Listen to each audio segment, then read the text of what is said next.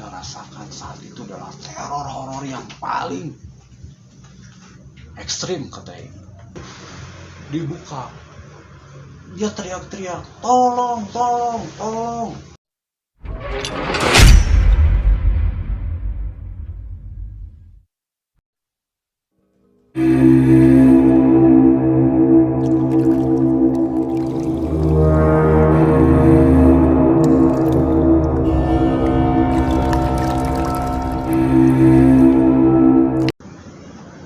Assalamualaikum warahmatullahi wabarakatuh. Apa kabar sahabat-sahabat malam horor dimanapun kalian berada? Semoga kalian dalam keadaan sehat-sehat selalu ya. Dan semoga yang lagi sakit segera disembuhkan. Dan semoga juga rezeki dari sahabat-sahabat malam horor semua semakin dilimpahkan. Amin. Dan tidak lupa, saya akan berterima kasih, sangat berterima kasih kepada sahabat-sahabat malam horor yang sudah menekan tombol subscribe channel malam horor, yang sudah nge-like, yang sudah share, yang sudah komen juga di kolom komentarnya malam horor. Saya ucapkan banyak terima kasih. Dan saya pun tidak lupa mohon maaf apabila channel malam horor belum bisa memberikan yang sajian yang terbaik, masih proses, masih ada suara backsound yang dari mana-mana masuk ke channel malam horor. Saya mohon maaf, mudah-mudahan itu tidak mengganggu kenyamanan dari sahabat-sahabat malam horor dalam menikmati cerita-cerita, kisah-kisah horor, teror horor yang ada di channel malam horor. Saya mohon maaf. Kita masuk ke cerita. Ada sebuah cerita yang masuk ke channelnya malam horor dari seorang karyawan yang kerja di sebuah perusahaan yang sejenis dari perusahaan rumah atau home industry. Dan cerita ini berkisah di sekitaran tahun 2015. Penasaran kan akan gimana ceritanya? Jangan kemana-mana, tong kamana-mana, cicing didinya. Kembali ke cerita. Egi yang saat itu mengisahkan kepada saya bahwa kejadiannya ada sekitaran 2015 dan posisi dari perusahaan home industry tempat Egi bekerja ada di sekitaran Bandung Selatan atau di Kabupaten Bandung. Menjelaskan juga bahwa kejadian itu berawal di saat Egi yang tahun 2015, yang Egi bilang bahwa saat itu Egi baru lulus sekolah menengah atas, di mana Egi memutuskan bahwa saat itu Egi tidak berniat atau punya keinginan untuk melanjutkan sekolah ke jenjang yang lebih tinggi atau kuliah. Egi menuturkan karena banyak hal, akhirnya Egi memutuskan untuk langsung cari pekerjaan. Rezeki tidak kemana, gayung bersambut. Ternyata di sekitaran rumah Egi yang ada di kawasan Bandung Selatan itu ada sebuah home industry yang baru berdiri, yang lagi membutuhkan karyawan. Nah, dengan informasi yang didapat itu, Egi akhirnya datang ke perusahaan itu, ke home industry itu, menanyakan apa betul perusahaan ini lagi membutuhkan karyawan. Dan tanpa lama, singkat cerita, tanpa banyak prosedur apa-apa dan dimungkinkan karena Egi juga warga sekitar situ, akhirnya Egi diterima di perusahaan home industry itu. Setelah Egi dikasih pengarahan, besok akhirnya Egi mulai bekerja di perusahaan itu. Besok kerja akhirnya Egi datang.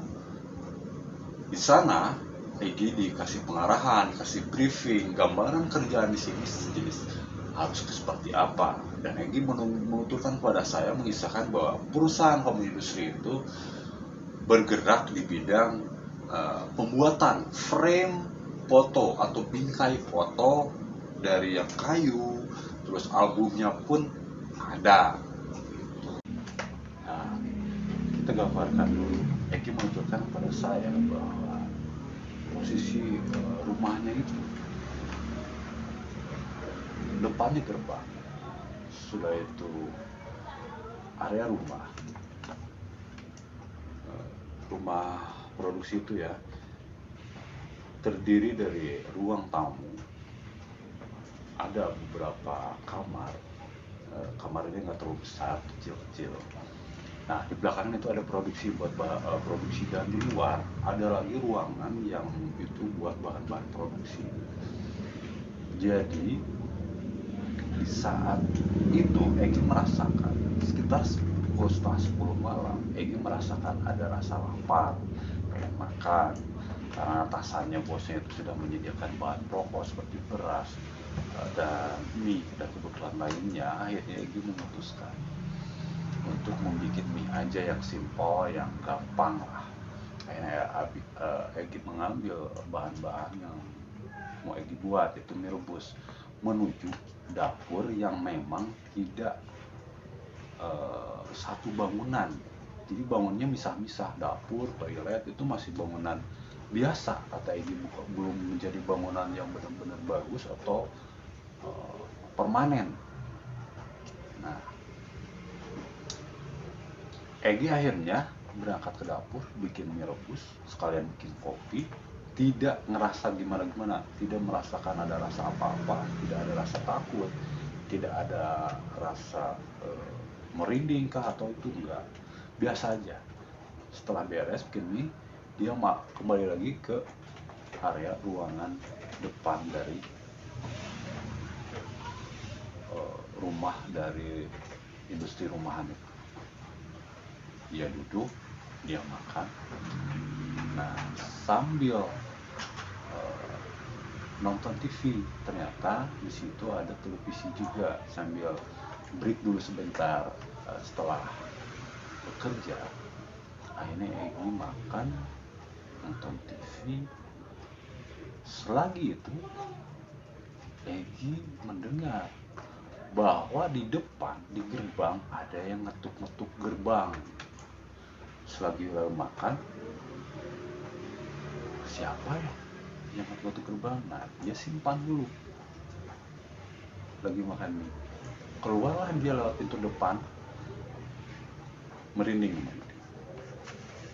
pintu depan, ngecek ke gerbang, siapa yang ngetuk gerbang. Dia bukalah gerbang, di mana saat itu Egi belum mengunci atau menggembok gerbang itu.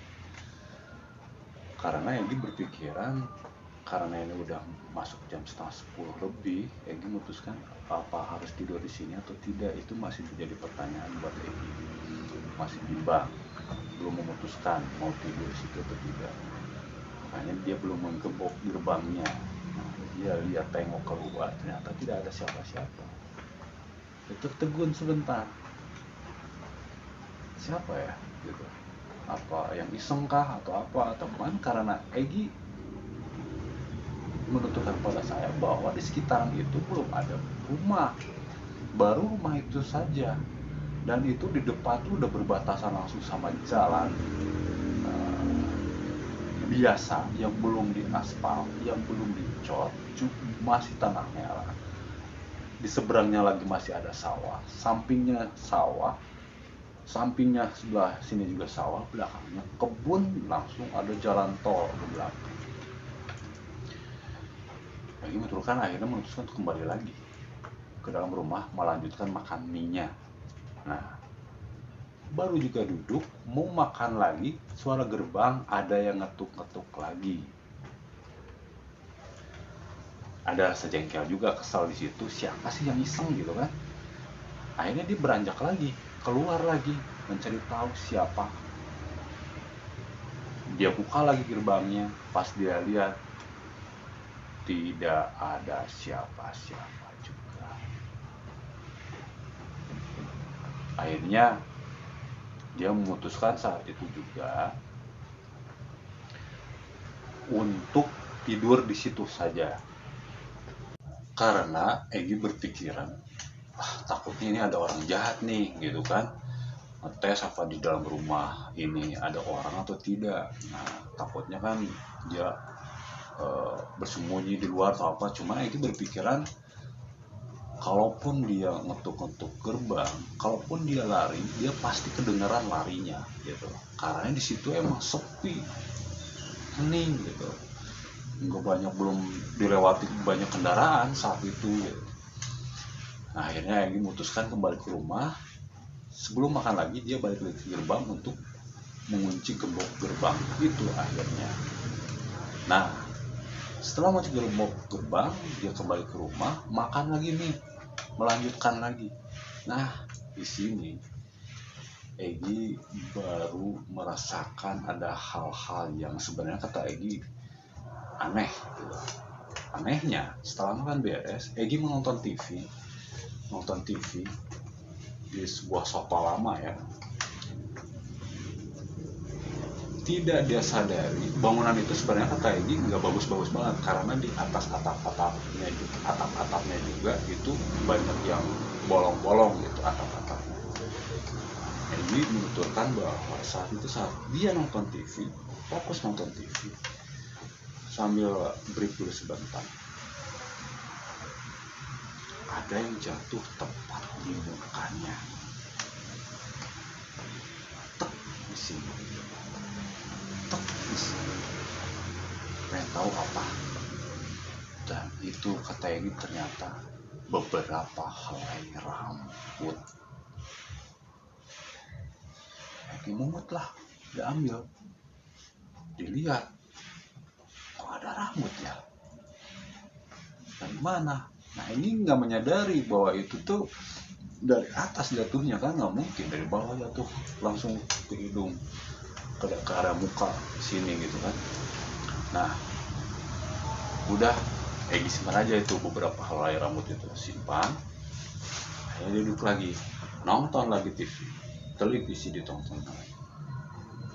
Selang berapa lama jatuh lagi beberapa helai rambut. Nah, di situ Egi mulai ada rasa ketakutan, ada rasa merinding, dan juga merinding. Akhirnya Egi tidak berani melirik ke atas. Dia baru sadar ke atas ya. Nah, tapi dia nggak berani. Nah, akhirnya setelah itu timbul rasa takut.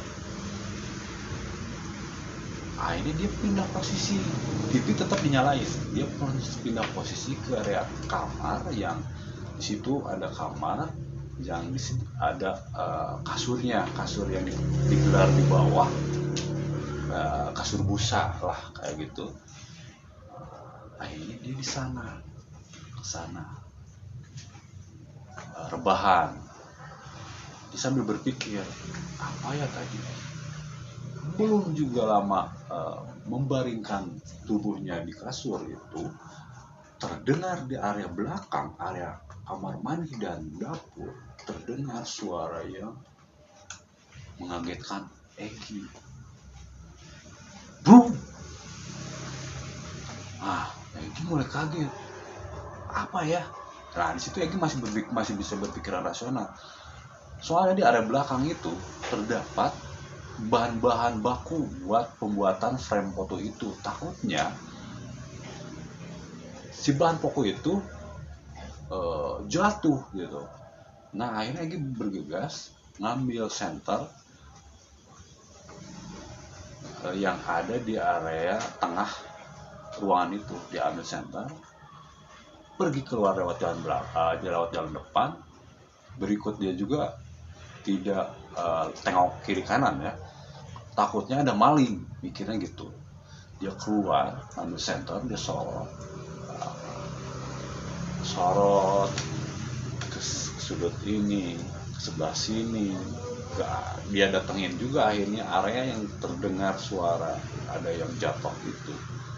Ternyata tidak ada apa-apa. Barang-barang kayak bahan-bahan baku buatan prem itu masih di tempatnya semula, tidak berubah sama sekali. Egi bingung, garuk-garuk kepala, apa ya tadi jatuh. Udahlah, perasaan aku aja kali. Balik lagi dia ke dalam rumah. TV masih nyala, dia lewat, masuklah ke kamar itu ya, tempat tadi dia rebahan. Merebahkan lagi badannya, baru itu merebahkan badan, terdengar lagi itu suara yang jatuh. Bruk. Merinding.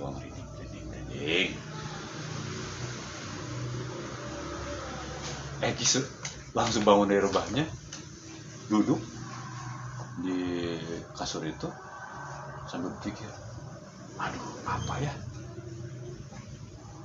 Di situ timbul rasa pede, berani gitu. Aku laki-laki, takutnya ini maling. Tetap berpikirnya masih rasional. Keluar, ambil senter yang ada di sampingnya, ambil, keluar lagi di luar pintu depan, nyari lagi. Ternyata tidak ada apa-apa. Bahan pokok masih biasa lagi, belum ada perubahan. Ada yang jatuh, bahan bakunya biasa aja. Bingung dia di situ. Mulailah di situ akhirnya Egi berpikiran macam-macam, berpikiran ada apa ya. Sudah itu dia nggak terlalu banyak mikir lagi, dia balik lagi ke rumah. Nah, kerjaan yang dia belum selesai itu akhirnya sedikit terganggu. Akhirnya dia lebih fokus masuk ke dalam kamar, di mana dia merebahkan badan lagi, dan akhirnya tidak terjadi apa-apa. Dan tidak terasa akhirnya Egi pun ketiduran di situ. Setelah Egi beberapa lama ketiduran, Egi menuturkan mungkin ini sekitaran pukul 12:30 malam. Egi merasakan dia tuh tidur, sudah ada selimut, tapi selimutnya selimut biasa. Selimutnya tuh ada yang narik-narik. Lagi rebahan, selimut ada yang narik. Di situ saya antara sadar dan nggak sadar, Egi mencoba narik lagi ke menutupi badannya. Ditarik lagi. Kata Egi, siapa sih, udah diam lah, jangan iseng mulu gitu kan. Nah, di situ Egi mikir, sedikit dia sadar tapi mata masih terpejam, siapa ya. Di situ Egi memberanikan diri untuk membuka mata, tapi ternyata tidak ada siapa-siapa.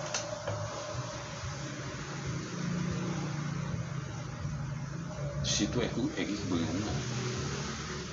Kalaupun teman rekan-rekan iseng, nggak mungkin ya, nggak ada rekan-rekan itu udah pada pulang tadi sore. Di situ dia memutuskan untuk diam sebentar, termenung, memikirkan sebenarnya ada apa yang sedang terjadi. Dan dia pun akhirnya ngomong dengan sendirinya, ngomong gini, ada pikiran ke hal lain. Akhirnya dia menyadari, dia istilahnya ngomong sendiri, berbicara seperti ini, maaf buat yang di sini, takutnya ada yang enggak sengaja sama saya, kesenggol kah atau gimana kah. Saya minta maaf, saya tidak mengganggu, saya di sini hanya bekerja, jadi tolong jangan ganggu saya. Nah, setelah itu tidak terjadi kejadian apa-apa.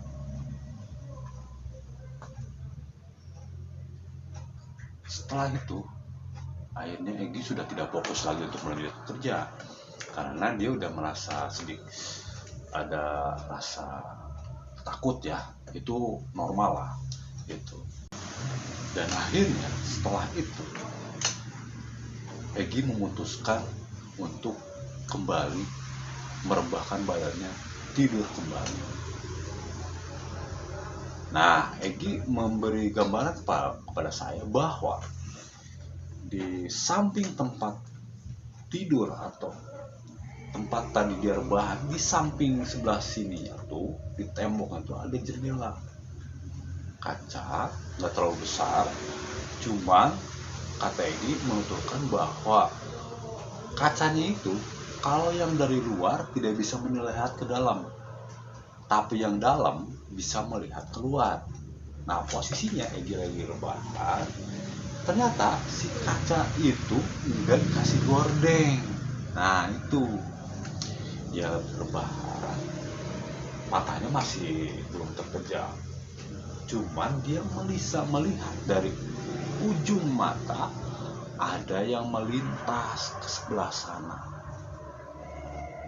Egi lebih kaget kan, aduh bener maling ini, kata Egi gitu mikirnya. Bentar, cuman Egi belum menyadari kalau itu sebenarnya apa. Egi diem dulu sebentar. Nah, tadi kan lewati seperti itu, melewati kaca. Nah, ini pas Egi dia memperhatikan kaca itu, karena kondisi di luar gelap ya, karena lampu penerangan di sana juga kata Egi belum terlalu terang benderang, masih pakai lampu-lampu kecil lah, dan arah itu nggak kena lampu area samping rumah itu. Akhirnya tadi ngelewat ke sini dan Egi melihat ada sosok yang melintas lagi, balik lagi ke sini. Nah, di situ Egi langsung bangun, mencari peralatan apapun yang dia lihat pertama. Ternyata dia dapat sebatang besi ukuran segini, dia ambil. Takutnya itu maling, dia segera keluar, buka pintu rumah, keluar mengejar ke area yang tadi di samping itu kaca itu. Dia kejar bawa senter, lihat tidak ada siapa-siapa. Egi menuturkan bahwa saat itu Egi merasa bahwa ada keanehan di sini. Egi baru menyadari bahwa setelah dia mencari di daerah situ nggak ada, dia membalikkan badan, ternyata ada sosok yang lagi berdiri tidak jauh dari hadapan Egi. Egi menggambarkan bahwa sosok itu menyerupai seorang perempuan wanita sedang diem dan posisinya lagi tertunduk. Egi kaget, Egi panik, Egi serasa badannya tidak bisa bergerak di situ. Dan mau tidak mau dia harus melewati area itu untuk kembali ke rumah. Dengan sedikit memberanikan diri, serasa badan tidak bisa bergerak, dia mencoba melangkahkan kaki. Berat itu kata Egi, melewati sosok itu dengan mata sedikit terpejam, melewati ke samping sampai menuju rumah itu ke dalam, buka pintu langsung masuk ke dalam.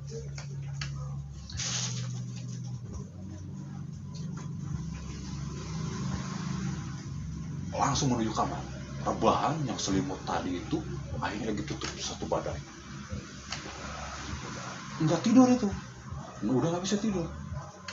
Setelah itu Egi merasakan, Egi masih ingat, Egi merasakan saat itu adalah teror horor yang paling ekstrim kata Egi. Egi merasakan gara-gara Setelah badannya ditutup sama selimut,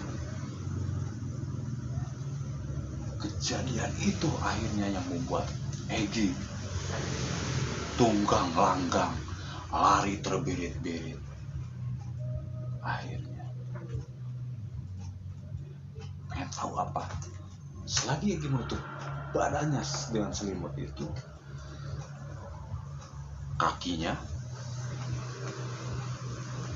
bukan sama kakinya, tapi kasurnya ditarik, ada yang narik, sama badannya ditarik itu sampai ke area pintu depan rumah, ditarik gitu. Ini sampai terperanjat, siapa yang narik itu. Terbukalah itu selimut dan ternyata pas depan pintu emang tidak ada siapa-siapa. Egy coba buka handle pintu, digubrak-gubraknya, ternyata itu tidak bisa. Padahal yang saya tahu, Egy itu tidak dikunci, susah untuk dibuka. Dia teriak-teriak, tolong, panik, buka. Akhirnya dengan sekuat tenaga dia dobrak pintu, sampai kata Egy, pintu itu udah wah gitu. Akhirnya Egy tunggang langgang. Pas buka gerbang juga dia ngerasa susah karena gerbangnya dikunci. Manjat ke gerbang, dia loncat dari gerbang, lari menuju rumah.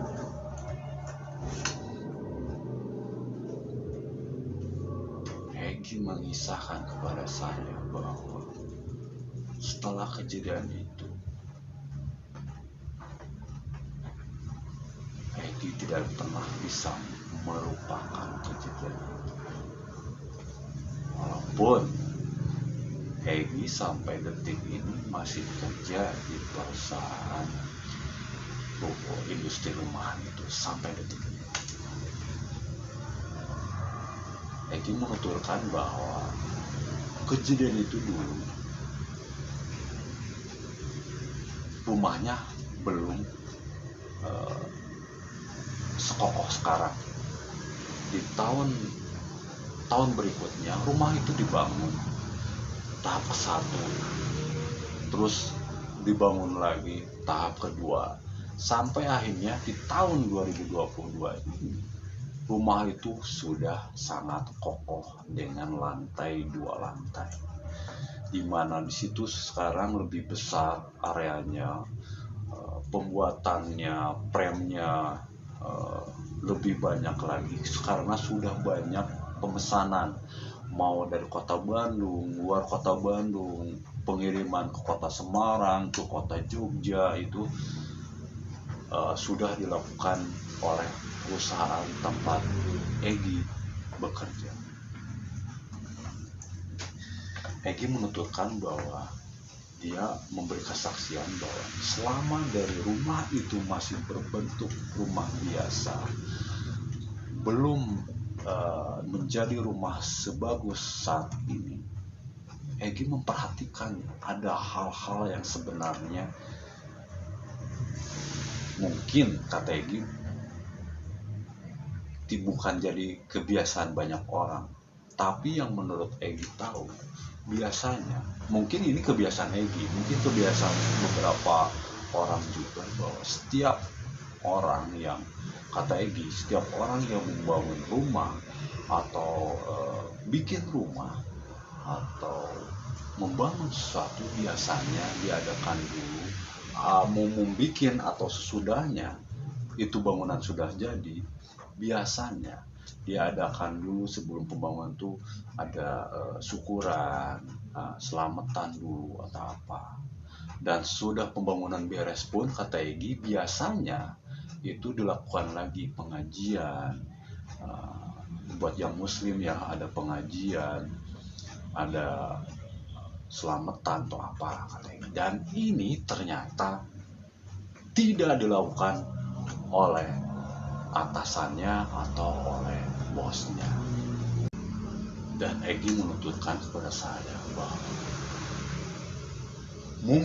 mungkin ya, kata Egy, ini faktor dari kita yang tidak melakukan selamatan atau syukuran dulu apa yang akan kita bangun dan apa yang setelah itu kita bangun.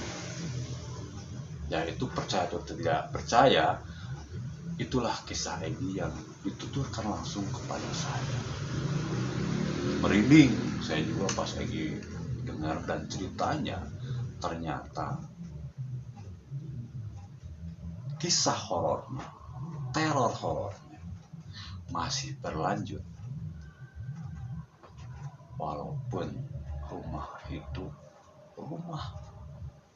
industri rumahan itu sudah berdiri kokoh, tapi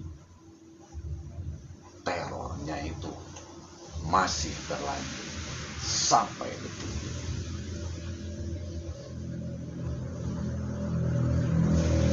Jangan lupa pencet tombol subscribe-nya, like-nya, share-nya, dan komen di kolom komentarnya Malam Horor, biar Malam Horor dapat masukan saran dari sahabat-sahabat Malam Horor semua untuk kemajuan channel Malam Horor bisa lebih baik lagi dalam menyajikan kisah-kisah horor, kisah-kisah teror horor nyata yang lebih baik lagi ke depannya. Terima kasih sudah mampir di channel Malam Horor. Tunggu kisah horor-horor lagi, kisah teror-teror lainnya lagi dari channel Malam Horor.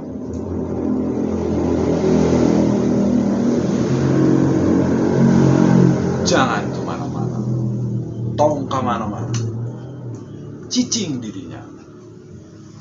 Wassalamualaikum warahmatullahi wabarakatuh.